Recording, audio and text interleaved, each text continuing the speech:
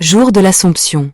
En raison du nombre sans cesse croissant de pèlerins à la chapelle des Grâces, où se trouve la mère miraculeuse de Dieu, le besoin d'un lieu de culte plus grand ou plus étendu s'est progressivement fait sentir. Ainsi, au début du XVIIe siècle, une église fut construite sur la chapelle. Le duc Maximilien Ier fit don du terrain à bâtir au monastère de Rotembûche en 1613.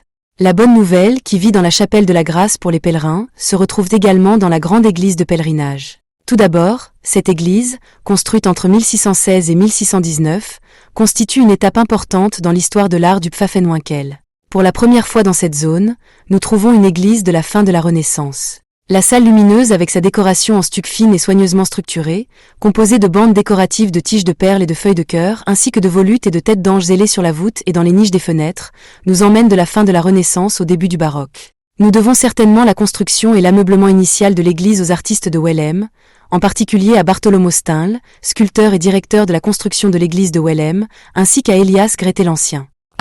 Le peintre, on suppose également que Hans Krimpé a participé à la planification préliminaire. Ils ont repris l'intention du constructeur, le prévôt Georg Siesmer de Rotembûche, de construire une maison de culte, en l'honneur de Dieu et de ses futures mères, qui donnerait aux nombreux pèlerins un foyer et un sentiment de sécurité. Source www.pessenberg.de